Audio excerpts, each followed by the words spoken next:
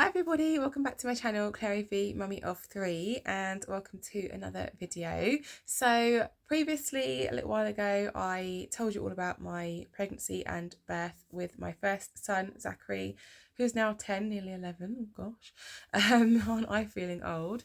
And so today I thought I would take the opportunity while I looked semi-decent and put together and had a few minutes. Sorry, I got really itchy nose. Oh, I thought I would just take the opportunity to sit down and chat to you about how I found my pregnancy and my birth with my second son, Charlie, who's going to be 8 in March. So it was a while ago, but I thought it'd be quite nice to record it as well. For me to look back on, you know, when I'm old and doddery and can't remember anything. So Charlie was born on the 18th of March 2016, and he was planned. All my babies were planned. Zach was 2 when we started trying for Charlie. Not very much past 2 because he was just under 3. He was 2 years and 11 months when Charlie was born. But I really wanted to try for a second baby when I wanted to try for a second baby. A little backstory. A few people in my family have struggled with fertility, and I was very worried that I was going to struggle with fertility as well. And luckily I didn't have any problems. But then I read something about secondary infertility, and I got very panicky about desperately wanting another baby, but what if we couldn't have one? So that's why we decided to try basically a little bit sooner than what we were going to, but I was really worried. So I fell pregnant with Charlie pretty quickly. I would say within 3 months of trying for him, we fell pregnant, I think. And it was a very straightforward pregnancy with Charlie. Again, I was classed as high risk because of my ulcerative colitis. I did suffer a little bit with it during my pregnancy with Charlie, not as much as I did with my first pregnancy. That was something else. But with my second pregnancy with Charlie, I did suffer a bit, but not as much. My morning sickness was as bad. I was signed off work again for about 6 weeks, and it was awful. I wasn't vomiting all the time, but I felt so sick, and I had a toddler to look after. Plus, a couple of days a week, I was looking after my niece, who was only 5 months younger than Zach. So I had 2 toddlers to look after. Because my sister worked, and then when I was working, my sister looked after them. So it wasn't uneven. No one was lumbering me with their kid. We help each other out with childcare. But the morning sickness with Charlie was just awful. It was bad, and I don't think I took any tablets for him. I know I did with my third, which I'll get into on another vlog. This is all about Charlie today. So I was signed off work again, and I just remember feeling so ill. Felt awful. I mean, we used to have to go to the supermarket, and I would walk around heaving into a carrier bag because just the sight of food and things was making me feel sick. That's how horrible it was. And then there was one time when I had both the children here, Zach and Ariana, and I was looking after them. My sister was at work, and I fell asleep on the couch because I was just really tired and not feeling well. And I woke up to, I can't remember what Zach was doing, but I woke up to Ariana sat on like by my feet, like on the couch next to where I was sleeping, just eating crayons, non-toxic crayons. This is making me sound like a really terrible, neglectful mother. But she was just there, like putting crayons in her mouth, and I was like, "What are you doing? You can't do that." That's just how bad. That's how bad it was for me. And I know women get it worse, but I really did suffer with morning sickness terribly with all my pregnancies. It was awful. Wouldn't wish it on anybody. Yeah, I just called my sister. I was like, "Yeah, Ariana's been like nibbling on crayons. She's fine though. I fell asleep and I'm not well." But they're all fine. They're totally fine. If we can't be honest, then what can you be? Like, you might as well be honest. Because there may be somebody else out there going, "Oh, my pregnancy was terrible and my toddler ended up eating this when I fell asleep." You know, whatever. Shit happens. And my headaches were bad. I do remember with Charlie having bad headaches. I have suffered with headaches all my life, and I did with my first pregnancy, and I had my bad headaches with Zach, and then I had bad pregnancy headaches with Charlie as well.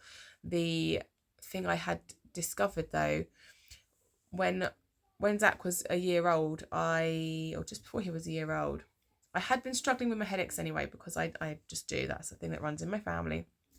It's getting less as I'm getting older though. As I sat here speaking to you today, I have a Yeah, but they've gotten less as the more babies I've had, they've gotten less, which is good.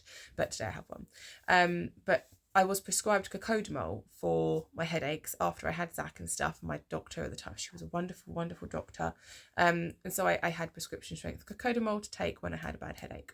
And then my midwife, no, it wasn't my midwife, because my midwife told me I couldn't take anything. My doctor, the doctor that I went and saw while I was pregnant with Charlie, said you can take cocodamol. He said you can take cocodamol. This isn't medical advice. I'm not a doctor. I'm just telling you my story and what I was advised by my doctor. And so he said, or she, I can't remember which one, but they said, if you've got a bad headache, it's fine to take this. So that really helped me during my second pregnancy, because not only was I pregnant and not feeling well and having a bad headache, I also had a job to do and a toddler to look after. So the fact that I had painkillers that I could take really did help me, because it meant I could actually get on with my day. And I still take them now when I have a bad headache, because again, they help me to function. Without them, it comes to a point where I just can't really function properly. So that is something I did have in my little toolkit to help me get through that. Whereas when I was pregnant with Zach, no one told me I could take any of that. I had never been prescribed it before, so I didn't have that. I just had to really suffer. And I do look back now and think, with my headaches and things I had prior to being prescribed my painkillers, I really did used to suffer with them. I really did. It was horrible. And then other than that, his pregnancy was pretty plain sailing. I was bigger with Charlie. He was a bigger baby. I've always used being pregnant as an excuse to eat more as well, because I just like food and I'm a bit of a pig. So when I found those two little pink lines, called my doctor, booked my booking in appointment, and then I took myself off down the shop to get a massive chocolate bar, because I was like, brilliant, I can eat some more food now. Because if you can't eat more when you're pregnant, when can you? So yeah, I was a bit bigger. I didn't put on loads of weight everywhere else. I've been very lucky with my pregnancies, but I was bigger in the belly than I was with Zach. I think up until I was into my 20 week though, before I really started showing. Up until then, I did just look a little bit podgy. And I do remember having to go and get fitted for a new bra and stuff, and just feeling really upset, and going to my mother-in-law's house afterwards and just being really upset and telling her I felt horrible. And she was like, but you're pregnant and it won't be forever. And I was like, I know, but right now I just feel horrible. Because I was like, I don't look pregnant. I just look a bit fat really, and I just feel horrible. So I didn't show right away with him, but then when I did pop, I got quite big, and I had this big belly with him. Then the only other complication with his pregnancy that I can remember now is I wasn't able to have a baby shower. I had a baby shower, my first and my third. My second one, we planned the baby shower. My sister had planned it at her house. And then and this happened with my first pregnancy as well, but not as bad. So with my first pregnancy, I got a cold, and because I was coughing, I pulled my rib muscles. And when I spoke to the doctor and the midwife about it, they erred on the side of caution with my first pregnancy. And they were worried that I had a pulmonary embolism, which is a blood clot in your lung, I think. So they had me whisked down the hospital. Gareth was at work, and our friend, who's all the kids' godfather, he wasn't working that day, so he came all the way from where he was living to drive me to hospital, and Gareth met me there. And yeah, that was quite funny, because he came into the hospital with me into the room, and they had me in the room and everything, and they walked in and were like, so are you Dad? And he was like, no, I'm the godfather. And yeah, and then Gareth met us at the hospital. So that's what happened with Zach. But the same thing happened with Charlie, where I got ill. I had a cough, and from the coughing, I had just really overstretched all my rib muscles, I guess, because your muscles are a bit softer, aren't they, and everything when you're pregnant. And I was in absolute agony, just doing anything, lifting my arms, trying to make the bed, picking Zach up, because you still have to pick your kid up, but every time I picked him up, I'd scream. It hurt so much. I can't even describe the agony I was in with pulling my rib muscles when I was pregnant, and coughing. And the day of my baby shower, I was in so much pain. My mum was so worried about me. She was on the phone to 111. They got me up the doctors, got me looked at. They weren't worried about it being anything other than pulled muscles, but they did want to see me because I was in so much pain. And she had to call my sister and be like, we're going to have to cancel the baby shower. Claire isn't well enough for it. So I had to cancel my baby shower because of that. And that was fine, because at the time I wasn't in a fit state to do it. And again, they were just like, you need to take your painkillers again. And I said, I've got cocodamol. They said, take the cocodamol. That's fine, because you need it to to get through the pain, because they could see how visibly in pain I was with it. And also I was quite near the end as well, because he was born in March and my baby shower was in February. And my concern was, how am I going to give birth if I'm in this much pain? Like, if they don't heal, how am I going to physically get this baby out, do labour, if I'm already in so much pain with my rib muscles? Because that is taxing on your body. Obviously, giving birth, you need to be in as fit a condition as you can going into it. So I really needed to get better. And me being stubborn as I was, Gareth would say, don't make the bed, I'll do it. And I'd be like, no, I'm going to do it because I want to do it. So I still kept on. Luckily, they got better before I went into labour. And Charlie was how late was he? I think he was 8 days late. Charlie was 6 days late, because he was due on the 12th. And he was born on the 18th. So I really, really I was so hoping that he would come on the 8th, because that's my granddad's birthday. But he's like his mother, and he's late for everything. I was a late baby and he was a late baby, and so was Lily. Zach's the only one that came early by a day. But yeah, I really did hope that he might come on my granddad's birthday, because his birthday was the 8th of March, but no such luck. So I was also under consultant-led care when I was pregnant because of the ulcerative colitis, and again that was wonderful, because they kept extra checks on me, and I got to go and hear my baby's heartbeat more often. We got some extra scans, which is wonderful. We did find out with Charlie whether he was a boy. I wanted to know whether he was a boy or a girl, just for practicality reasons, and also I didn't know Zach, so I wanted to have that different experience to see what I preferred knowing, I think. And then I thought, well, I've already got all the boy clothes, so I'd kept everything from Zach. So if I do have a boy, I know I don't need to buy anything. If I'm having a girl, I'm going to need to get some clothes. So it was a practicality reason as well that I wanted to find out. And and I kind of had an inkling we were having a boy. I really wanted a boy, just because I thought it'd be lovely to have 2 boys, have brothers, and like Gareth loves cars, and I just had visions in my head of them going off when they were older to car shows with their dad. And I just kind of had it. I picked out his name, Charlie, and like Gareth liked that name as well. And when I found out he was a boy, I was just so happy. I was just so happy he was a boy. Not because I didn't want a girl, I didn't care, but I just loved the idea of being a boy mum. I loved being a boy mum to Zachy, and I just love the idea of having another boy. And I love having boys. They're lovely, and I love having a little girl as well, now that she's come along. So yeah, got to the end of the pregnancy, and they booked me in for a cervical sweep, because they didn't really want me going over, and they didn't want to have to induce me, just because of the complications that can arise from that. My consultant was amazing. She was a brilliant consultant. She's the same consultant I had with Zach, and she was just lovely. She was just a lovely, very matter-of-fact doctor, really lovely. And so the very first sweep I had, the midwife came to the house to do it, and she said to me, we're going to see if we can give you a sweep, because if we can't, that's dangerous. You have to have right conditions down there and be ready for a sweep, otherwise they can't give you one, because it can create all sorts of problems. So she came over and did the sweep and everything, and nothing happened, and no labour, no baby. So I was like, okay. And then a few days later, I was booked in to see my consultant anyway, and my mother-in-law took me, and she said, I can't remember if I had to ask her to do a sweep or if I was booked in for a sweep there and then anyway. Can't remember, but either way, my consultant saw me and she did a sweep, and she did a sweep. Boy, oh boy, did she do a sweep on me. She was quite determined, I think, to get my labour started. And as soon as she was done, I was like, if that ain't done it, then nothing's going to do it. This baby's going to be in here forever. And that day, my friend Carol, the kids' auntie Carol, she's all their godmothers. She's not actually Zach's godmother, but we call her. She's as special as his godmother. She's not his official godmother, but she is, if you see what I mean. She had Zach that day for me, because I was obviously going to the hospital. And I kind of just knew that was going to work, and that I needed to... I just called her and I said, can I leave Zach with you for a few extra hours, because I need to go and get some food shopping, because I think this baby's going to be coming, because I think the sweep would have been effective. So I went off to Aldi. My mother-in-law brought me home. Went off to Aldi, did the food shopping, and then I think it kicked off pretty quickly from then. I started getting some pains.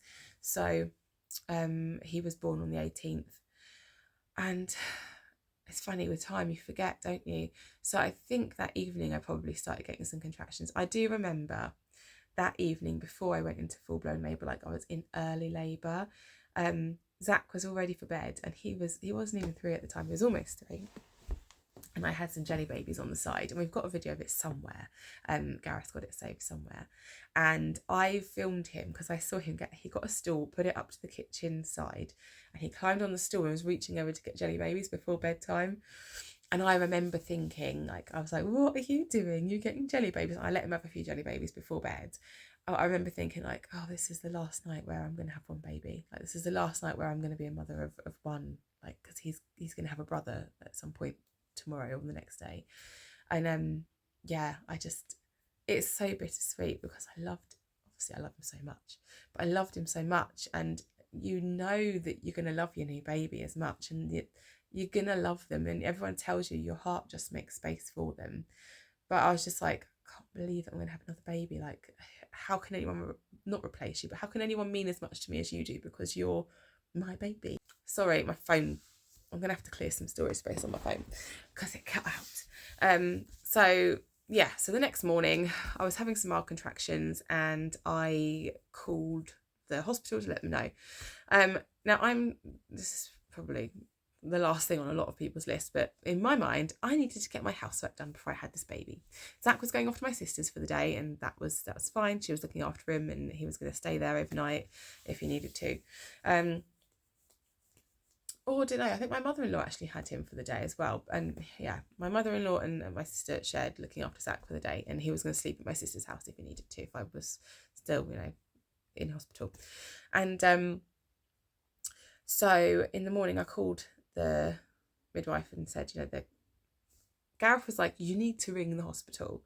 And I was getting quite annoyed with him, saying, like, I'm the one who's having the baby, I'm feeling the pains, it's fine. So I rang the midwife and said, look, my husband's telling me to ring you because he's adamant I need to ring you, but I'm fine. I'm doing some housework and everything's fine. And she said, okay, well, come in. Okay, sorry, Lily wanted to drink. Right. Where was I? Okay, so then, I called the midwife. I can't remember what she said. I think she told us to ring back later. Like, she said, it seems like you're coping at home quite well, so, ring us back when it gets a bit worse. And so I remember being in the shower, and I was like, I was quite adamant that, like, we needed to go and get checked out. And I was like, it's fine. Like, I feel fine. My waters haven't gone or anything. I don't need to go get checked out. And then my mother-in-law called. And she said, if your waters haven't gone, it might be cushioning a bit of the pain. You might be further along than you think you are. Why don't I come and pick up Zach? And then you and Gareth are ready to go to the hospital whenever you need to. And I was just like, fine. No one listen to the pregnant woman. That's fine. You come and get Zach. That's fine. If that's what you guys want to do, you do that. No one listen to the pregnant woman. I feel fine. I don't need to go to the hospital yet, but whatever. My waters haven't even gone. And I'm pretty glad that she was insistent on coming to get Zach, because then we did go to the hospital and they checked me. And she said, yeah, you're 5 centimetres. You're having a baby today, so you won't be going anywhere. And I was like, oh, right. Okay then. And I said, so if that's the case, I literally went, can I have some pethidine now, please? Because I know you're not going to give it to me if I get too far along. And you won't give it to me, and I need it because I don't want to do it without it. And she said, yeah, that's fine. We'll get you in a room and we'll get you some pethidine and the gas and air and stuff. And I was like, okay, cool, brilliant. Because my mother-in-law had said to me, if you want the pethidine, you better ask for it early, because when you go so far, they won't give it to you because it's too close to when you have the baby. So I was like, brilliant. So I'm glad that she insisted that I go and get, that I went in to get checked out, because she was right. And had I waited, my waters didn't break until I was pushing him out. So had I waited at home until my waters are gone, I'd have had him on the kitchen floor probably, which is what my mother-in-law said to me. She was like, yeah, it's a good job you went in, because you would have had him at home otherwise. So I got there, and then so we were in our own room this time with a bathroom. So with Zach, I was in my own room, but the bathroom was in the corridor. Whereas this time I think they'd had a bit of a refurb, and there was a bathroom in the room that we were in, which was brilliant, except every time I needed to go to the toilet, I'd go to the toilet, a contraction would come and I'd have to run back to the bed because the gas and air wouldn't reach to the toilet, and I couldn't do it without gas and air, which is horrible. And then in the end, the midwife said to me, would you like us to put a catheter in, empty your bladder, so that you don't have to keep, because literally every time I went to that toilet, a contraction would come and I had to run back and I couldn't go to the toilet. And so I said, actually, that'd be brilliant, because I think they did do that with Zach. They did empty my bladder for me. They didn't put a catheter in and keep it in. They just cathetered me, emptied my bladder, and off we went. So I said, yeah, that's brilliant. So they did that, which was much more comfortable. And I just remember being obviously in labour, on the Gasnet, on the Pethidine, and I had a couple of midwives. We weren't in there as long as I was with Zach. I think my active labour was 5 hours and 39 minutes, if I remember correctly, with Charlie. But I do remember being, because whenever I have laboured, when I was in labour with the boys, I liked being, like, the bed was here, so I'd lean up against the bed like that. And that was more comfortable for me. And then I'd be on the gas and air. And this lovely student midwife, like I was on the gas and air, she went, only use the gas and air when you're in pain. I went, I am in pain. And I was like, I'm not going to use it when I'm not. Like, I'm in pain. And I remember looking at her, like, she was like making my hand and stuff. And I said, how long is it going to be? And she went, it won't be much longer. And I was like, how do you know that? Like, if you know that, tell me how much longer it's going to be. She's like, it won't be much longer. I don't know how long it's going to be. It's not going to be much longer. And I remember looking at the clock and it was like nearly 2 o'clock. And I just remember thinking, oh, I hope it's like not much longer. And then not long after that, and she was right, because not long after that, I needed to push. And he was born at 2:09 and I started pushing at 2, because when I started pushing, like, you do forget the pain, but when I started pushing, that memory of the pain from when I was pushing Zach out came back, and I thought, I am not doing this for an hour, because it took me an hour to push Zachy out. And I thought, there is no way I'm doing this for an hour. I thought, I'm getting this baby out, I'm getting him out now.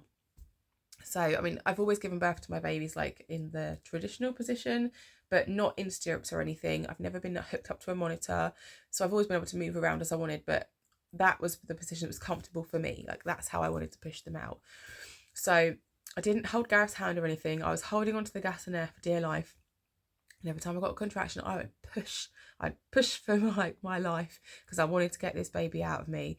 And Gareth said afterwards, he's like, I thought your stomach was going to explode. He said you were pushing like anyone's business. And yeah, I got him out in 9 minutes, and I was really, really pleased with that, because I didn't want to do it for any longer than I had to.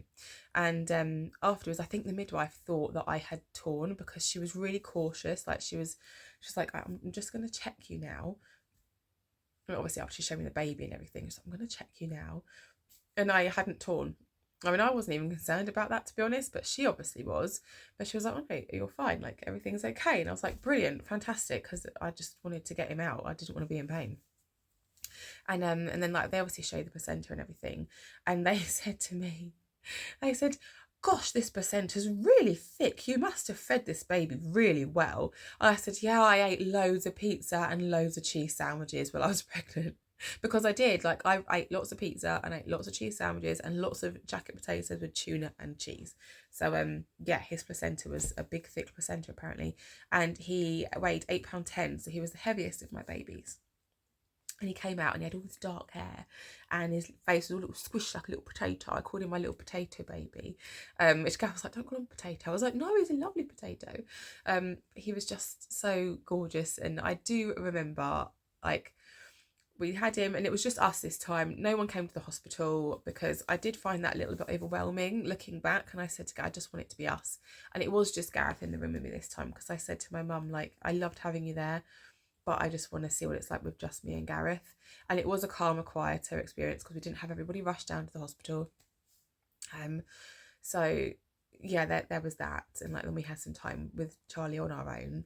And I just remember, like, looking at him in the little crib after I got him dressed, thinking, like, what kind of a baby are you going to be? Like, are you going to keep me up all night? Like, with the experience of, like, having the colic with Zach and stuff, just looking at it, like, having done it once before, I was like, what kind of a baby are you going to be? Like, what are you? But he was an easier newborn than Zachy. But we went home that day. Later on that day, we went home. What I did have to have with Charlie is my varicose veins got worse with Charlie, and they were a bit concerned about them, like, in my thigh and things. So I did have to have heparin injections for I think it was 14 days afterwards. So I had to inject myself with heparin, and they showed me how to do that. My mum went all like gooey about it when I told her. She was like, "Oh, I couldn't do that." I was like, "It's fine," because they didn't want me to get blood clots or anything. So 14 days after I had him, I had to every afternoon inject my thigh, I think it was, with heparin. And that was fine. And I had to do that with Lily as well. But so I did that. And then, yeah, we went home. But before we went home, so I was just like in my pajama bottoms and stuff with this brand new baby.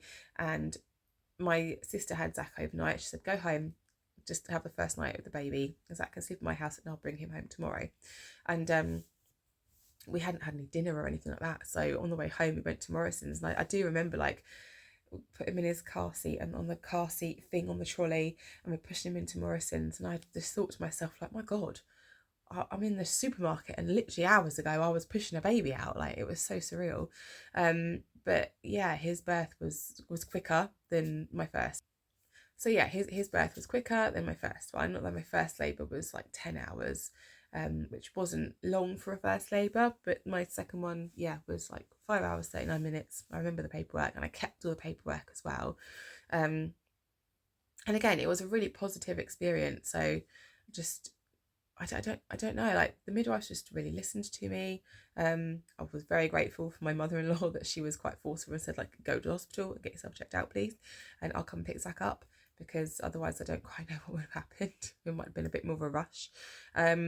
Yeah, his birth experience was just really lovely. Again, I wasn't in there like maternity suite because of my being high risk. I was on the labour ward, but with the way the beds were, I liked that anyway. I like leaning over a bed, but then it gets to a point for me, I find that gravity's doing too much of the work, so then I do need to like turn around and sit down to slow it down a little bit. But yeah, I just really not enjoyed it. I have a friend who says like she enjoyed giving birth, but it's like a positive experience. Like I did enjoy doing it, kind of thing, although it was bloody painful. But you know, modern medicine and drugs are amazing. And I was really impressed with myself that I didn't need an epidural, because I didn't want one. But I never ruled it out. I never had a birth plan, but I never ruled it out. I was just like, I'm going to go into it seeing what I can do, basically, how far I can go. And what will be, you know, if I need it, then I'll ask for one. But I was very lucky with his birth. It was all simple, straightforward. I had no bleeds, no tears, or anything like that. So yeah, and then we got this little baby, and he just slotted in really easily. I do remember thinking when Zachy came home the next day, I remember thinking, oh my God, he's so big. Like, he's just so big, because before then he was like my only baby, and you always see him as a baby, and like he's quite tall, and he was a big toddler. But I just remember being so sad when he came home, because I was like, oh my God, I realised just how big he was, and he wasn't a baby anymore, because I had this newborn, and that made me really sad, like mourn like me having him as my only baby and him being a baby, if that makes sense. Because I just realised how big he was, and Gareth didn't really understand that when I said that to him, but I was like, he's just so big, I can't get over, like, he's actually really big. But like, he took to having a baby brother really well. Zach did. We didn't really have any jealousy. Gareth spent a lot of time with Zach and like took him out to the park and things like that, so that I could focus on like the newborn. And obviously I was breastfeeding, and Charlie took to breastfeeding like a duck to water. That was so easy. That was so good. I was so grateful for that, because it was a real struggle getting breastfeeding established the first time. And then like my niece, I pumped milk for Zach as well. I would pump milk for Zach, and Zach would have breast milk in a bottle, as well as cow's milk anyway, because he was like 3. But he would have my breast milk in a bottle, and I did that for about 6 months. I pumped for him for, and I'd always say to him, do you want some booby milk? And he'd be like, yeah. But I also gave it to my niece, because she wanted some. She asked me for some, so she'd be like, I want booby milk. So I would pump her some milk and stuff, and she had my milk in a bottle. And some people might think that's gross, but I thought it was so cute. And I'd turn up, and she'd like hold the pump out and go, can I have some? And so I'd pump some milk for her, and she'd have it as well, because she was only little, and my sister didn't care. I wouldn't have done it without her, so it was okay. But that was so funny. Like, she just, I think there's a picture of me at my mum's somewhere where I've got Charlie on one boob and a pump on the other, and like my boobs just went gigantic. When I was breastfeeding him, they were absolutely enormous.